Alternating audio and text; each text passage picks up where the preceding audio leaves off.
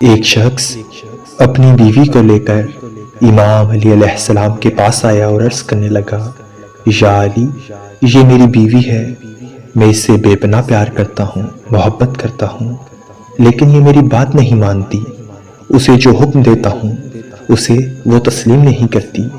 تو امام علی نے فرمایا، کون کہتا ہے کہ تم اس سے محبت کرتے ہو؟ تو اس نے کہا، یا علی، میں محبت کرتا ہوں اور اس کا گواہ میں خود ہوں۔ امام علی فرمانے لگے، محبت اور پسند میں فرق ہے۔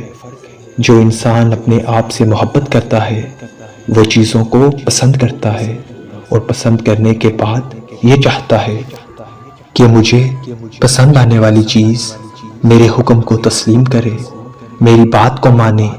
لیکن جہاں محبت ہوتی ہے، عشق ہوتا ہے، پیار ہوتا ہے، وہاں انسان اپنی مرضی کو پست اور اپنے وجود کو خم کر دیتا ہے۔ اے بندہ خدا، یاد رکھنا، محبت کی سب سے عظیم دلیل سجدہ ہے۔ جھکنے کو محبت کہتے ہیں، خود کو فنا کر کے اپنے محبوب کی رضا تسلیم کرنے کو محبت کہتے ہیں۔ اپنی خوشی کو قربان کر کے اس کی خوشی میں خوش ہونے کو محبت کہتے ہیں۔